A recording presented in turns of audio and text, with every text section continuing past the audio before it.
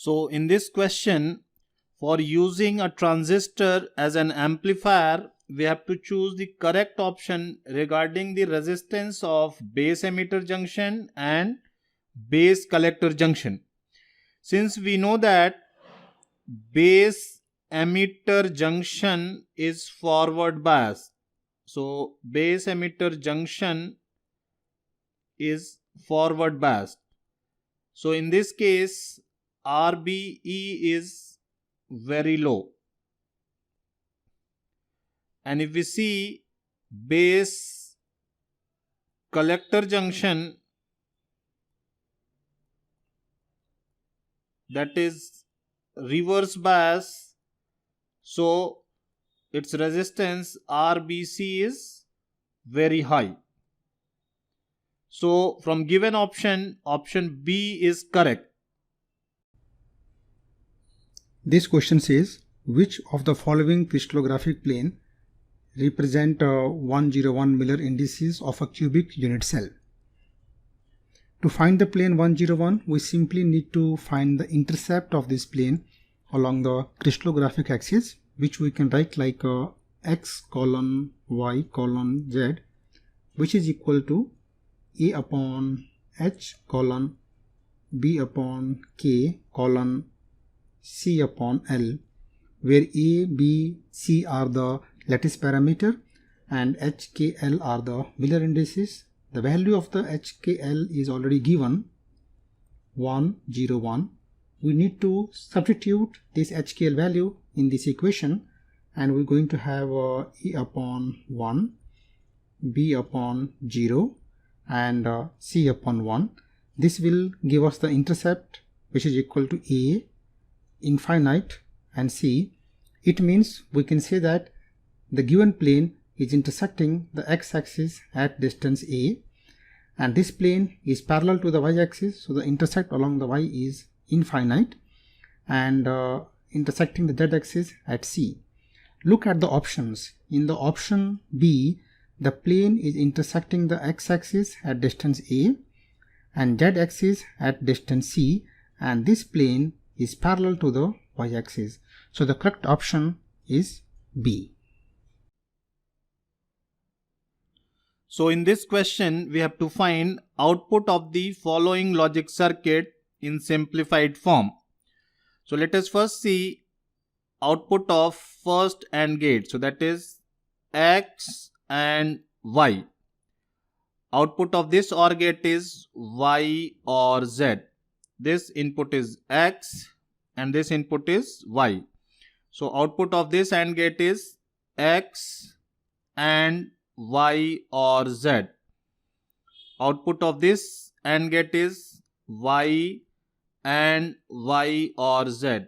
So final output O is given by XY or X, Y or Z, or Y and Y or Z.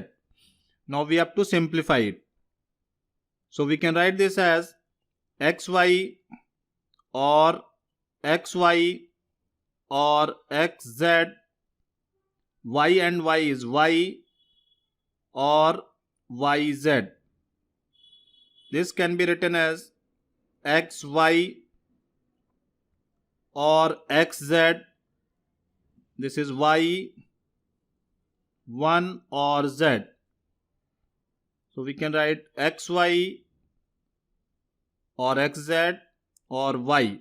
And if we see these two, so Y, 1 or X or XZ, and that can be written as Y or XZ.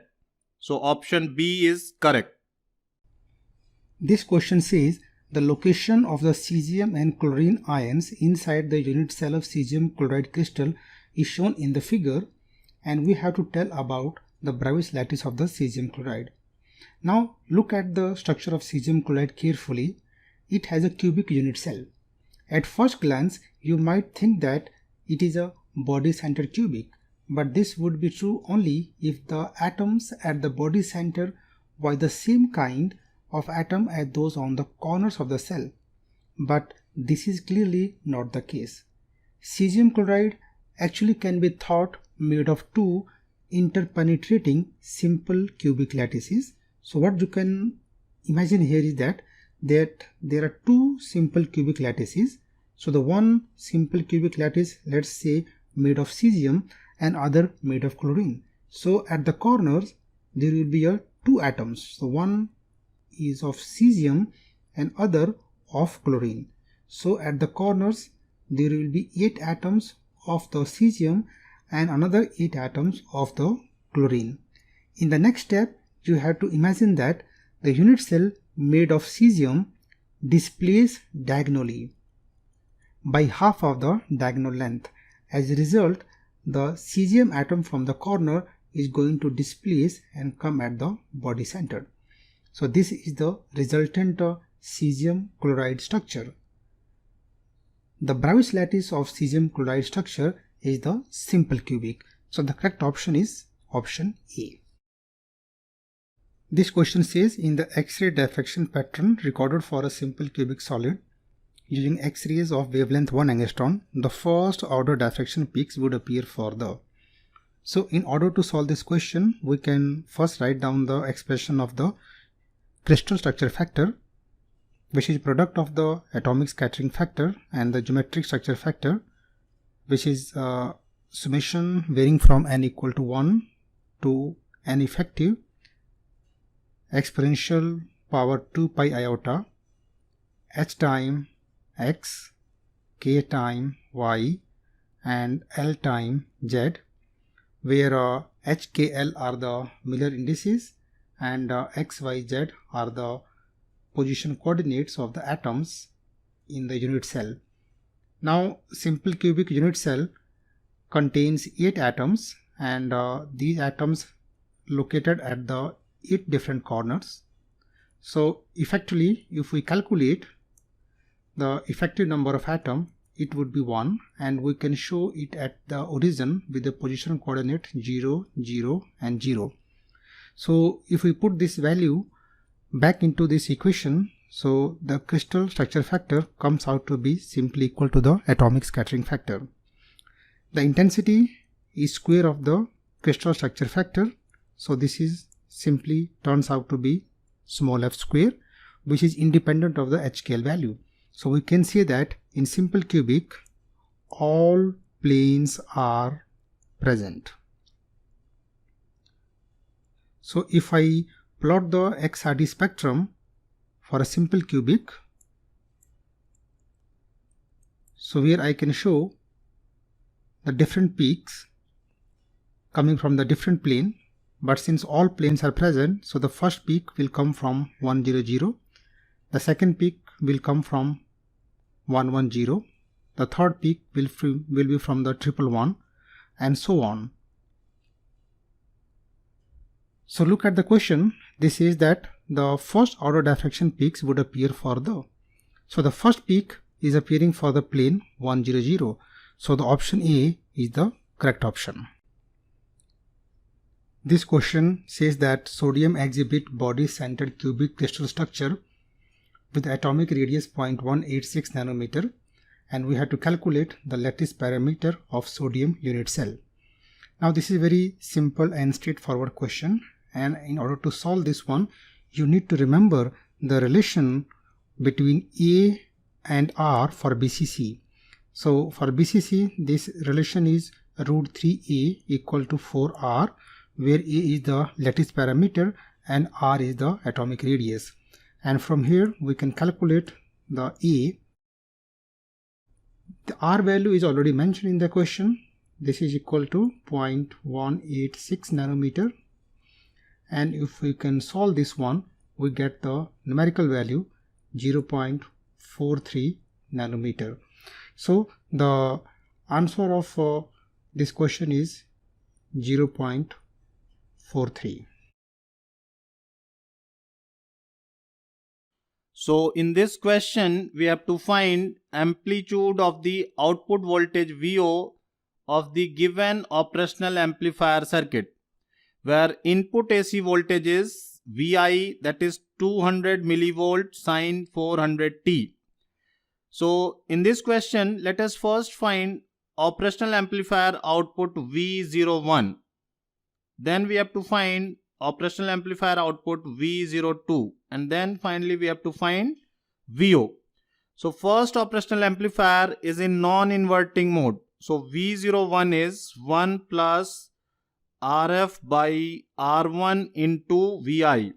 Now if we put value of RF 35 kilo ohm and R1 10 kilo ohm, we will get 4.5 into Vi.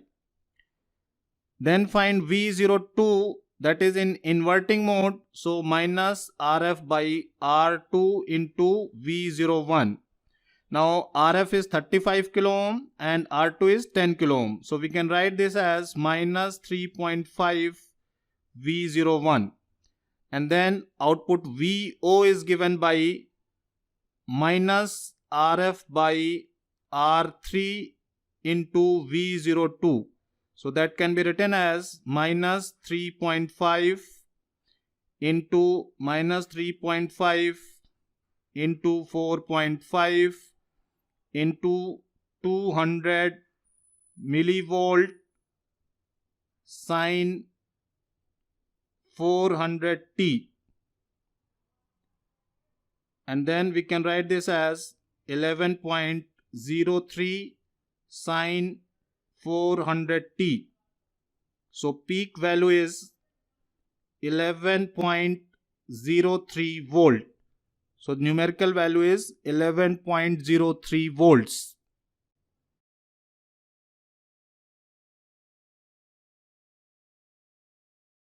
So in this question, we have to find the value of the emitter current in microampere. So let us first draw DC equivalent circuit. So let's say this is an NPN transistor. This is emitter. This is base. And this is collector. So base is connected with 2 mega ohm resistance, and that is connected with 10 volt supply. Emitter is connected with RE. So RE is 2 kilo ohm. C is connected with RC, and DC supply is again 10 volt. And this will be 4 kilo ohm. Let's say this current is IB and this current is IE, where IE is given by beta plus 1 IB. Now show the polarity. Minus plus. This is plus minus. This is plus minus. Again across this plus minus. Now apply KVL in this loop. So if we apply KVL, we can write this as minus 10 volt plus IB into 2 into 10 to the power 6 plus 0.3 plus beta plus 1 IB into 2 into 10 to the power 3 volt, and that is equal to 0. So we will get base current IB is 10 minus 0.3 divided by 2 into 10 to the power 6 plus beta plus 1 is 101 because beta is 100 into 2 into 10 to the power 3. And if we calculate this value, we will get 9.7 divided by 2.2 into 10 to the power 6 ampere. Now finally, emitter current IE is beta plus 1 IB. So that is 101 into 9.7 by 2.2 into 10 to the power 6, and this value will be in microampere 444.94 microampere. So numerical value is 444.94 microampere. So in this question, we have to find Zener current Iz for the given circuit in milliampere. We can find Zener current if we know current across R. Let's assume this current is IR and current across RL, that current is IL. So if we apply current division at node A, we can write IR is Iz plus IL. So Zener current is given by IR minus IL. So if we know current IR and IL, we can easily find Iz. In this circuit, we have to first check whether Zener is on or off. For that, we have to find open circuit voltage Vi. So Vi will decide whether Zener is on or off. So let's draw equivalent circuit for Vi. Input is 40 volt. Resistance R is 10K, and remove the Zener.